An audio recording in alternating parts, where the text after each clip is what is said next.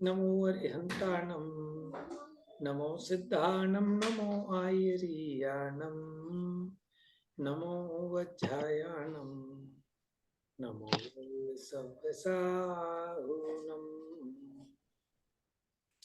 मोक्षमार्गस्य नेतारं भेत्तारं कर्मभूभृतां ज्ञातारं विश्वतत्त्वानां वन्दे तद्गुणलब्धये।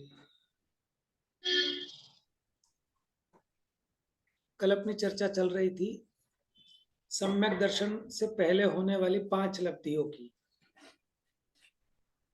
चौथी लब्धि प्रायोग्य लब्धि, जिसमें कुछ कठिन शब्द आ रहे हैं, तो उसके लिए हमें थोड़ा सा कुछ ये समझना पड़ेगा। जब भी कोई कर्म बंधता है तो बंध 4 प्रकार का होता है: प्रकृति बंध, प्रदेश बंध, स्थिति बंध और अनुभाग बंध।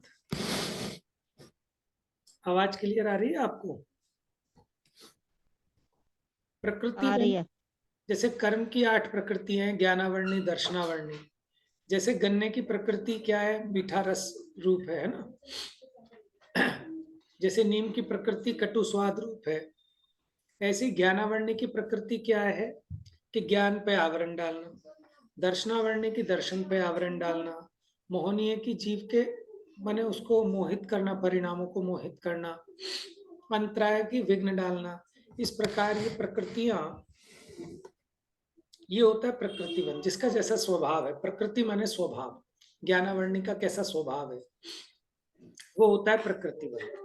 प्रदेश बंध होता है कितने परमाणु आकर आपके आत्मा के साथ एक क्षेत्रावगाही संबंध को प्राप्त हुए, ठीक है, उन परमाणुओं की संख्या, उसको कहते हैं प्रदेश बंध।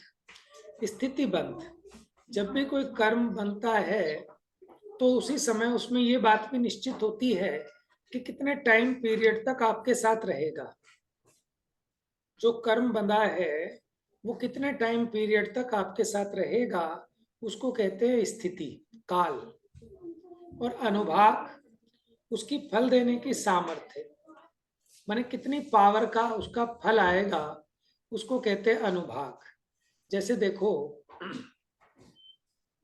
जैसे कोई मदिरा है और इतनी सी मदिरा है, उसका नशा बहुत है, और कोई इतनी ज्यादा मदिरा है लेकिन नशा थोड़ा है, ठीक है। तो यानी उसमें जो फल देने की क्षमता है उसको कहते हैं अनुभाग। अब अनुभाग के हिसाब से जो घातिया कर्म है,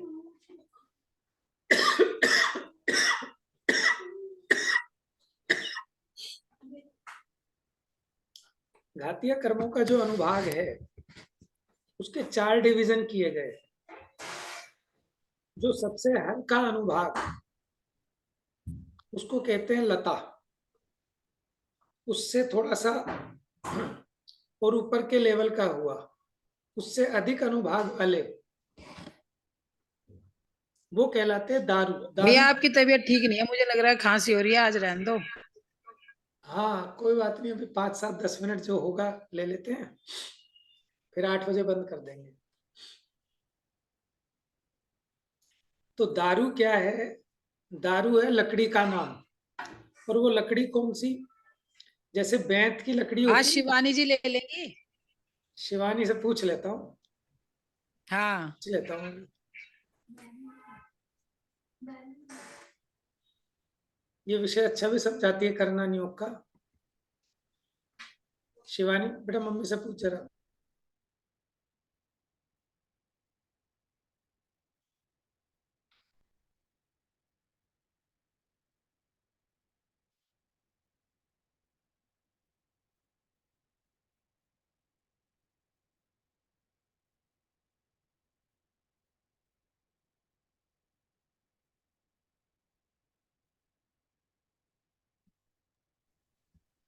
मना कर रही है जी। चलो ठीक है।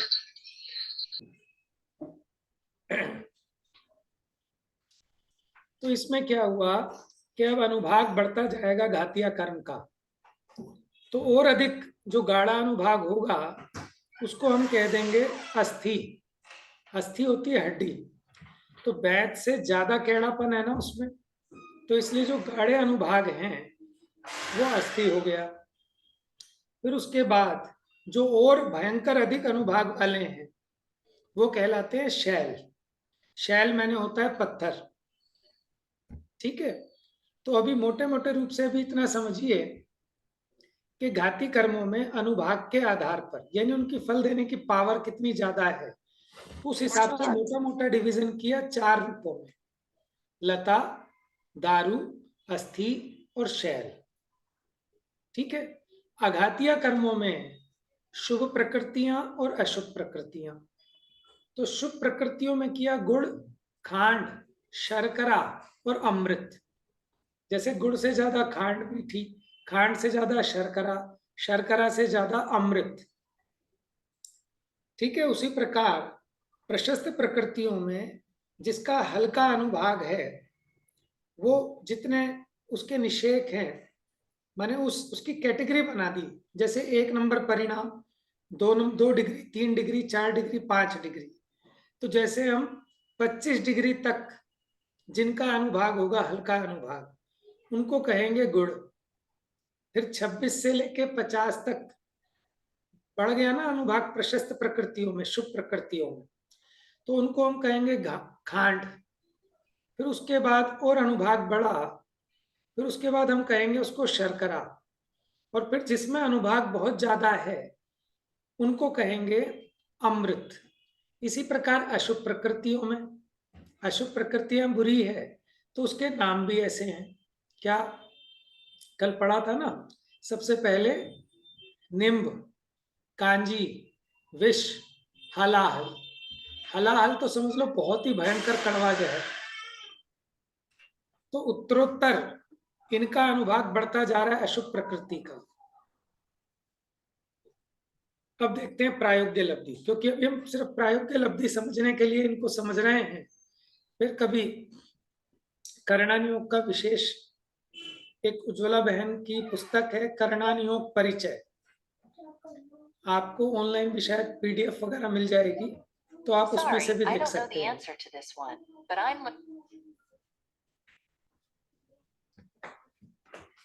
चलिए प्रायोग्य लब्धि का पढ़ना प्रारंभ कीजिए।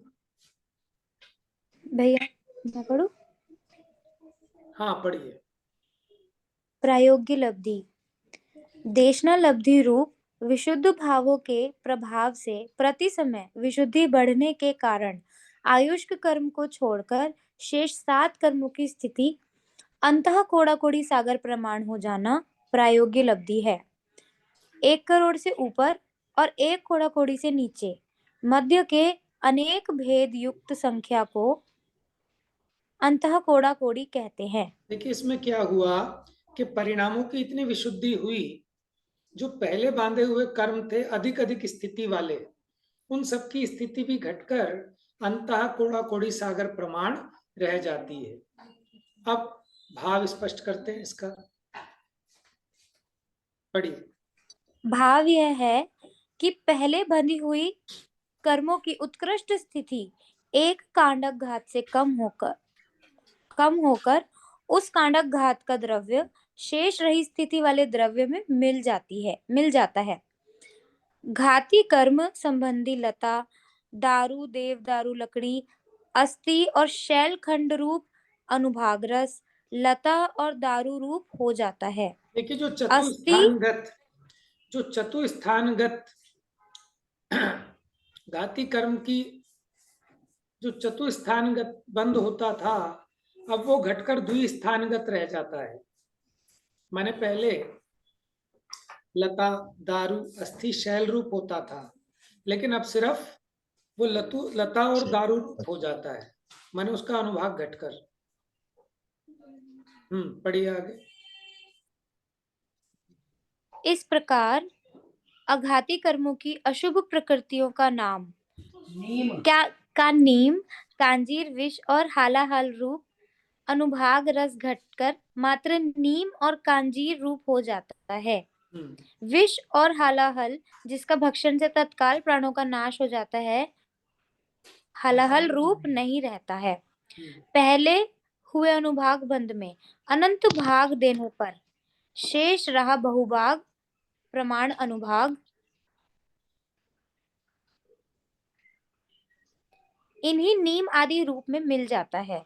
इस प्रकार अपने परिणामों की विशुद्धि द्वारा आयुष्क कर्म के बिना अन्य 7 कर्मों की स्थिति कम हो जाना प्रायोग्य लब्धि है।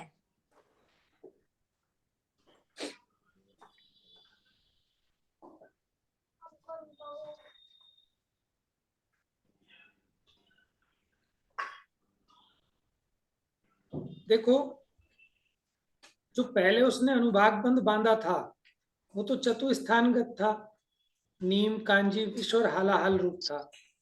अब पहले हुए अनुभाग बंध में अनंत का भाग देने पर, अनंत का भाग देंगे, जैसे मान लो 100 में 10, 100 में 5 का भाग दिया तो 20 आया ना, 100 में 5 का भाग दिया 20 आया। उसी प्रकार जो पहले बांधा हुआ अनुभाग था उसको अनंत से डिवाइड करो, अनंत से डिवाइड करने पर उसके 2 हिस्से हो जाएंगे। जैसे हमने 100 को 5 से डिवाइड किया तो क्या आया, 20 और 80। तो बहुभाग क्या है, शेष रहा बहुभाग 80 है। 100 को 5 से भाग दिया तो शेष क्या रहा, 80। है ना, उसके 2 पार्ट हो गए, एक 20 और एक 80। तो जो शेष बचा हुआ बहुभाग प्रमाण अनुभाग है ना, वो बाकी हल्के वालों में आकर मिल जाता है, नीम आदि रूप में मिल जाता है। इस प्रकार अपने परिणामों की विशुद्धि से 7 कर्मों की, अच्छा पहले तो अनुभाग का बताया था कि अनुभाग कम हो जाता है, इसी प्रकार कर्मों की स्थिति भी कम हो जाती है। तो प्रायोग्य लब्धि में परिणामों की विशेष विशुद्धि बनती है, जिसके कारण कर्म जो है उसकी स्थिति अनुभाग कम हो जाते हैं। अब है करण। भैया, पूछिए। जैसे आपने कहा कि अनंतवें भाग से उसे डिवाइड किया, तो जो हम्म, बहुभाग है उसका जो ज्यादा वाला पार्ट है वो हम्म, मिलता है ना। हाँ हाँ तो ज्यादा वाला पार्ट कैसे मिल रहा है, कम वाला पार्ट मिलना चाहिए ना। जैसे अगर हमने 100 डिवाइड बाय 5 किया तो 20 और 80 बढ़ा है, तो हाँ बहुभाग में 80 वाला मिल रहा है। हाँ, 80 वाला भी कम होकर, देखो इसमें क्या था, जब अगर इनका बेटा बंद हुआ ना, ऐसे ही बस क्लास ले रहा था इसलिए बैठिए, बोलो बंद करिए। तो इसमें जब डिवीजन होता है लता, दारू, अस्थि, शैल रूप, तो जो इसमें बहुभाग है, माने ज्यादा डिग्री वाले जो हैं वो किस रूप थे, अस्थि और शैल रूप थे। तो वो वाले कन्वर्ट होकर जो हल्के वाले थे, लता और दारू रूप, उस रूप कन्वर्ट हो जाते हैं। देखो ये अनुभाग की बात है, अनुभाग लेंगे आप डिग्री में, पावर उसकी, जो उसकी पावर थी, उस, ये पावर घट रही है, नंबर ऑफ परमाणु की बात नहीं है, उसके फल देने की पावर की बात है। तो जो बहुत तीव्र वाली पावर के थे, जो 80 बचा ना बहुभाग, वो तीव्र पावर वाला था, वो हाई पावर वाला लो पावर रूप कन्वर्ट हो गया। ठीक है। और बाकी अगर इसका ये देखें हम, लता, दारू, इसमें कैसे कैसे डिवीजन होता है, किस हिसाब से होता है, तो उसका भी भाग का प्रमाण है, वो आपको देख के फिर मैं बताऊंगा उसको। अभी तो मोटी बात इतनी है कि जो तीव्र अनुभाग वाले थे वो मंद अनुभाग रूप कन्वर्ट हो जाते हैं, और स्थिति भी जिनकी बहुत अधिक थी उनकी स्थिति घट जाती है। तो ये क्यों होता है ऐसा, कि अपने परिणामों की विशुद्धता के कारण। ठीक है। चलिए अब करण करण, लब्धि। परिणामों की विशुद्धता से 7 कर्मों की स्थिति घट जाने पर जीव को सम्यक्त्व होने में कारणभूत अधः प्रवृत्तकरण, अपूर्वकरण, अनिवृत्तिकरण रूप परिणामों का होना करण लब्धि है। यहाँ करण का अर्थ कषाय की मंदता में व्यक्त हुए जीव के विशिष्ट विशुद्ध परिणाम है। सम्यक दर्शन होने के अनंतर पूर्व ही इनकी प्राप्ति होती है। देखो, जिसको अभी सम्यक दर्शन होने वाला है उसके अनंतर पूर्व, माने उसके जस्ट पहले ही इन करण परिणामों की प्राप्ति होती है। जिसको सम्यक दर्शन नहीं होना, उसको ये करण परिणाम नहीं हो सकते। 4 लब्धियां तो हो सकती हैं, लेकिन ये 5वीं जो करण लब्धि है वो उसी को होती है कि जिसको अंतर्मूर्त में सम्यक दर्शन होना है। पढ़िए। इन 5 लब्धियों के बिना कभी भी जीव को सम्यक्त्व की प्राप्ति नहीं होती है। अतः इन्हें अंतरंग हेतु कहते हैं।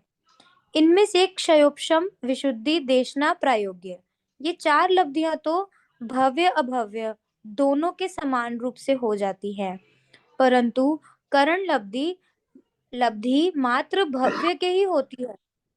इसके होते ही सम्यक्त्व की प्राप्ति नियम से होती है। यहाँ इन 3 करणों का स्वरूप कहते हैं। हाँ जी, देखिए आपको बस अभी इसमें इतना ध्यान रखना है कि करण लब्धि के 3 भेद हैं, अधा प्रवृत्त करण, अपूर्व करण और अनिवृत्ति करण। ठीक है। अब जो हम आधा प्रवृत्त करण, अपूर्व करण, अनिवृत्ति करण कहेंगे, अभी वो ज्यादा समझ में नहीं आएगा। उसको समझना हो तो फिर अलग से एक विषय चलाना पड़ेगा। सबसे कठिन विषय है आधा प्रवृत्त करण, अपूर्व करण और अनिवृत्ति करण परिणामों को समझने का। तो डॉक्टर उज्ज्वला शाह की एक पंचलब्धि नामक पुस्तक है, तो आप उसका स्वाध्याय कर सकते हैं। आपको कर्णन योग की दृष्टि से बहुत अच्छा पंचलब्धियों का स्वरूप समझ में आएगा। आप अपनी सेल्फ स्टडी कीजिए और मैं पीडीएफ भी शेयर कर दूंगा। नहीं आए तो फिर आप डिस्कस कर सकते हैं उन चीजों को, क्योंकि सभा में तो कुछ ही चीजें चल पाएंगी। आप लोगों को अपने स्वयं की सेल्फ स्टडी में ही पढ़ना चाहिए। ठीक है। चलिए, आधा प्रवृत्त करण। अधः प्रवृत्त करण, कषाय की मंदता होने से अधः प्रवृत्त करण के काल पर्यंत उत्तरोत्तर प्रति 3 काल संबंधी एक लाइन रह गई। प्रति समय विशुद्धता रूप परिणाम होना अधः प्रवृत्त करण है, अथवा अधः नीचे के स्थान प्रवृत्त 3 काल संबंधी अनेक जीवों की समानता लिए होने वाले असंख्यात लोक प्रमाण करण परिणाम। इस अधः प्रवृत्त करण में नीचे पूर्ववर्ती परिणामों की संख्या और विशुद्धता ऊपर आगामी समयवर्ती किसी जीव के परिणाम से मिल जाती है, अतः इसका यह नाम सार्थक है। इसके प्रभाव से गुण श्रेणी निर्जरा, गुण संक्रमण, स्थिति खंडन, अनुभाग खंडन, ये 4 आवश्यक होते हैं। हाँ जी, अब देखिए इसका नाम है अधा। अधा माने नीचे, प्रवृत्त, प्रवृत्त माने जो उसमें लगे हुए हैं, करण माने परिणाम। तो इसमें क्या होता है, जैसे कोई मुनिराज जिनको मुनिराज नहीं है तो गृहस्थी की भी बात कर लो आप, क्योंकि 3 गुण स्थानों के भी नाम ऐसे हैं। आधा प्रवृत्त करण तो गुण स्थान का अलग से नाम नहीं है। जो 7वां गुण स्थान है अप्रमत्त विरत,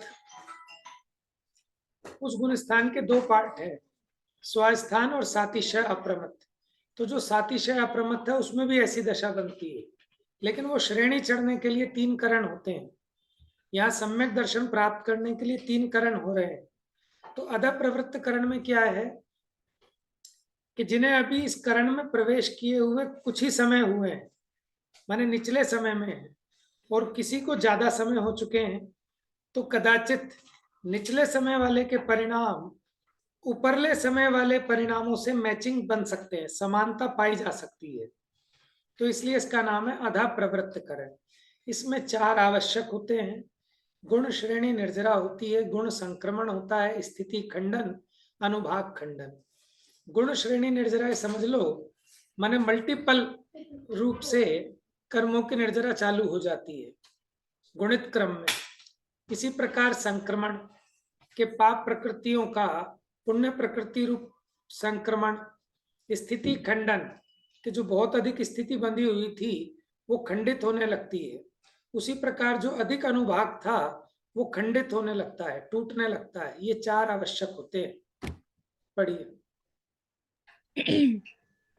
परिणामों संबंधी विशुद्धता के कारण सत्ता में स्थित पूर्वबद्ध कर्म रूप पुद्गल परमाणुओं की प्रति समय अनुक्रम से असंख्यात गुनी निर्जरा होना गुण श्रेणी निर्जरा है। देख लीजिए गुण श्रेणी परिणाम निर्जरा क्या है। ये पहली चीज बताई, गुण श्रेणी निर्जरा क्या है कि गुणित रूप से पहले बांधे हुए कर्मों के निर्जरा होना, वो कहलाता है गुण श्रेणी निर्जरा। अगला पढ़िए। परिणामों की विशुद्धता से पूर्वबद्ध अशुभ कर्म प्रकृतियों का शुभ कर्म प्रकृतियों रूप परिवर्तन हो जाना गुण संक्रमण है। पूर्वबद्ध कर्मों की स्थिति की अपेक्षा आगे बंधने वाली स्थिति उत्तरोत्तर कम कम हो जाना स्थिति खंडन है। पूर्वबद्ध असाता वेदनीय आदि अशुभ प्रकृतियों का विष हालाहल रूप अनुभाग बंध परिणामों की विशुद्धता के कारण प्रति समय अनुक्रम से अनंत गुणा घटते घटते नीम कांजी रूप हो जाना तथा साता वेदनीय आदि शुभ प्रकृतियों वाला हो जाना अनुभाग खंड एक लाइन। शुभ का अनुभाग बंध प्रति समय अनंत गुणा बढ़ते बढ़ते गुड़ खांड शर्करा अमृत रूप 4 स्थान वाला हो जाना अनुभाग खंडन है। ये 4 आवश्यक कार्य अधः प्रवृत्त करण से होते हैं। देखो स्थिति खंडन समझ में आ गया। जो पुराने बांधे हुए कर्म थे उनकी स्थिति की अपेक्षा जो आगे बंधने वाला कर्म बनता है वो कम कम स्थिति को लेकर बनता है, इसको कहते हैं स्थिति खंडन।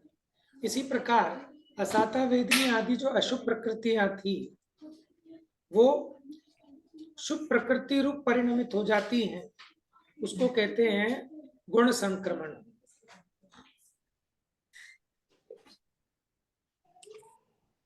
और पूर्वबद्ध स्थिति खंडन हो गया, अनुभाग खंडन।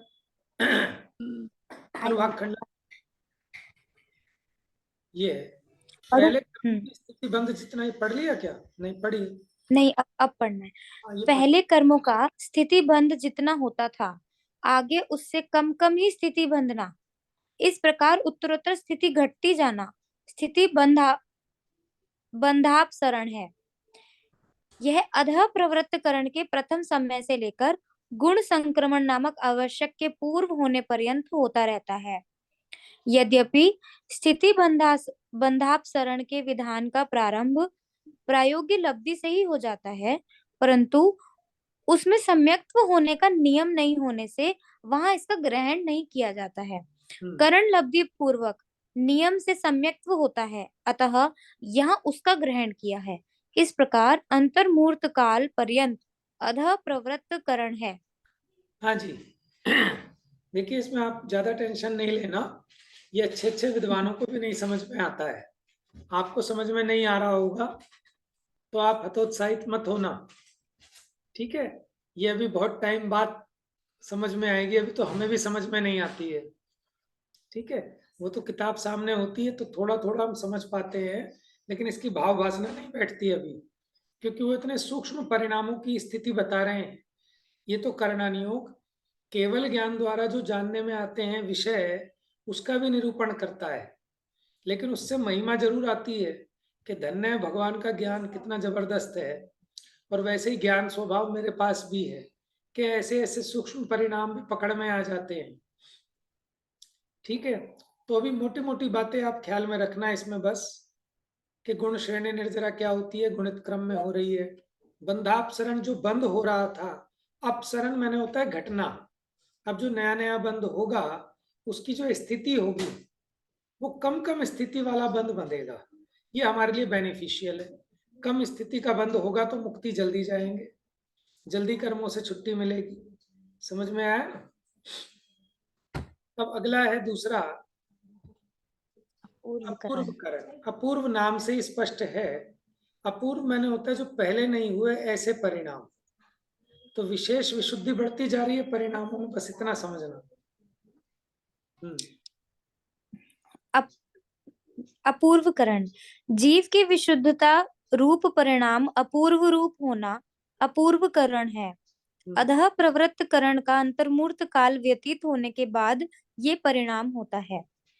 अनेक जीवों की अपेक्षा ये परिणाम अधः प्रवृत्त करण से असंख्यात लोक गुणे हैं।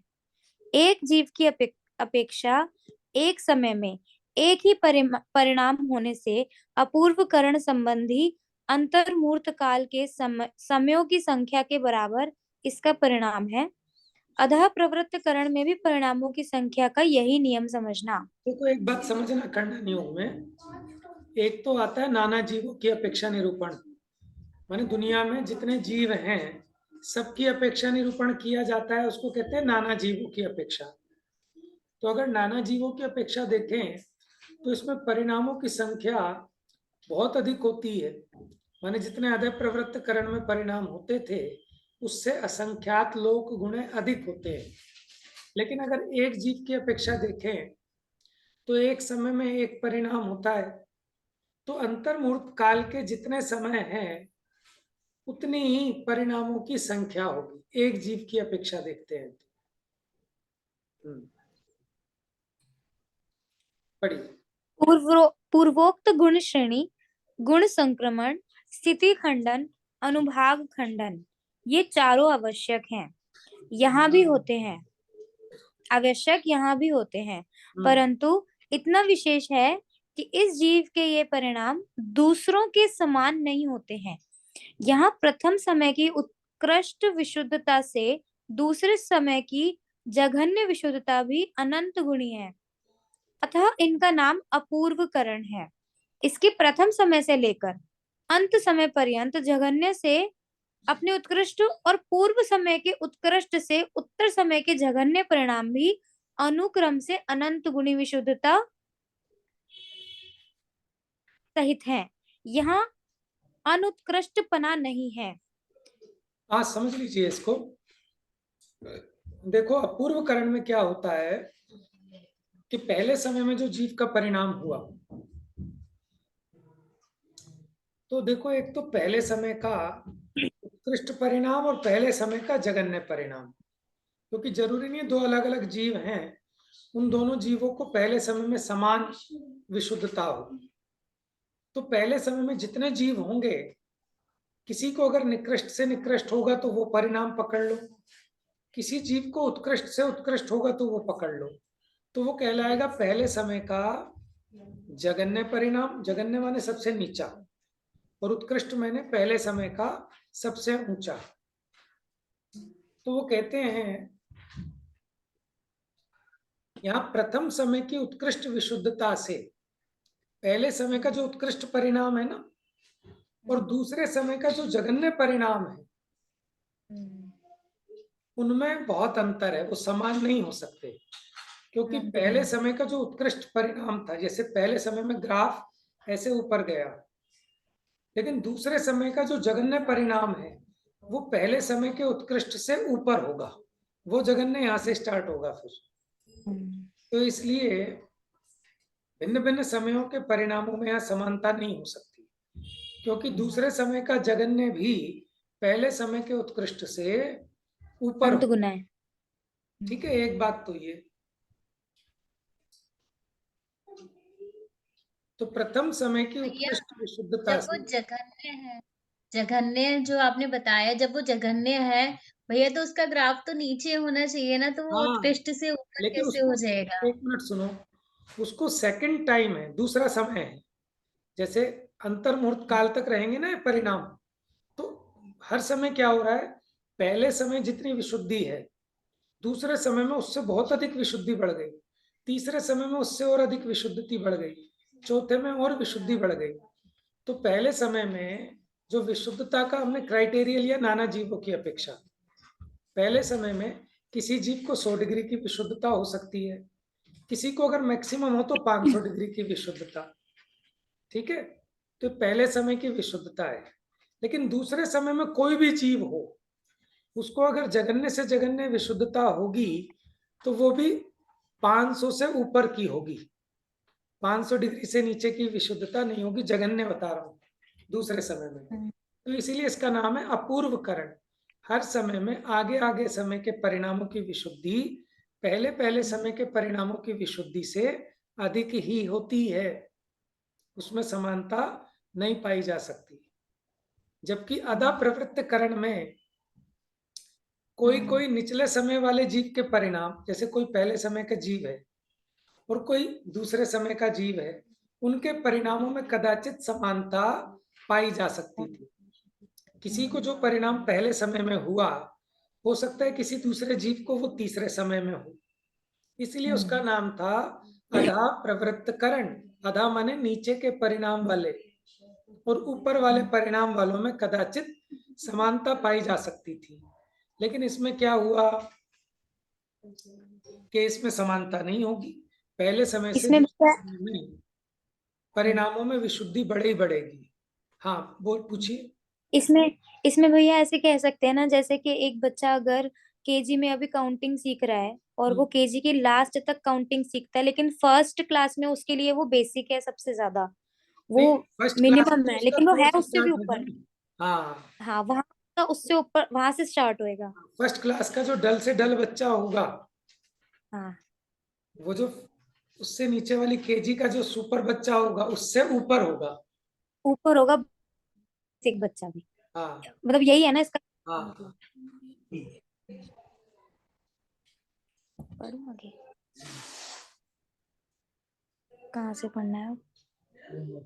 पूर्व, और ये तो देखिए, पढ़ लिया। प्रथम समय से लेकर अंत समय पर्यंत इसके जगन्य से अपने इसके उत्कृष्ट और पूर्व समय के उत्कृष्ट से उत्तर समय के जगन्य परिणाम भी अनंत गुनी विशुद्धि सहित है। जैसे पहले समय का जो जगन्य है और उत्कृष्ट है, उत्कृष्ट वाला एक समय का, तो जो उत्कृष्ट है वो जगन्य से अनंत गुना विशुद्ध है। अब दो समयों का कंपैरिजन करें, अगले समय का जगन्य परिणाम पहले समय के उत्कृष्ट परिणाम से अनंत गुना विशुद्ध है। ठीक है, इसलिए इसका नाम है अपूर्व करण।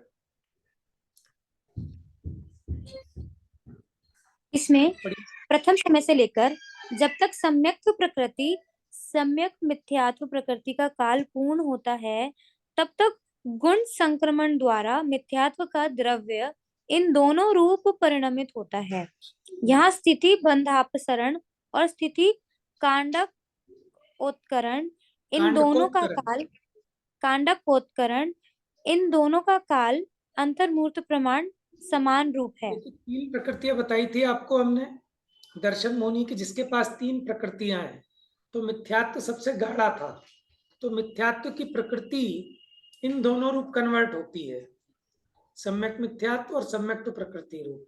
ठीक है ना, कन्वर्ट हो के खत्म हो जाएगा।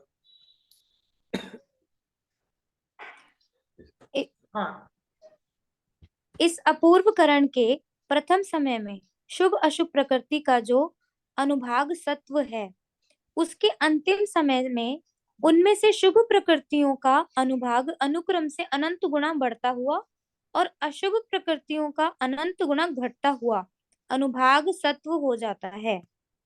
प्रति समय अनंत गुणी विशुद्धि होने के कारण कांडकोत्करण के महात्म्य से अशुभ प्रकृतियों का अनुभाग पहले समय से ही घटते घटते अंतिम समय में अनंतवां भाग रह जाता है। इस अपूर्व करण का काल अंतर्मूर्त है। देखो, अशुभ प्रकृतियों का अनुभाग तो घट जाएगा, लेकिन शुभ प्रकृतियों का अनुभाग बढ़ जाएगा। ठीक है, शुभ प्रकृतियां, उसका फल देने की सामर्थ्य बढ़ जाएगी और अशुभ प्रकृतियों की फल देने की सामर्थ्य घट जाएगी। अब जो अनिवृत्तिकरण की चर्चा है वो कल लेंगे। ठीक है, आज दो हुए बड़े भारी भरकम हैं, अदय प्रवृत्त करण और अपूर्व करण। ठीक है, आप लोगों ने पढ़ा सुना, यही बहुत बड़ी बात है, नहीं तो इस विषय को पढ़ पाना और सुन पाना, धैर्य रखना बड़ा कठिन काम है। चलिए, बाकी शेष चर्चा कल करेंगे। जा वाणी के ज्ञान से सूझे लोकालोक, सो वाणी मस्तक नमो, सदा देता हूँ धोख।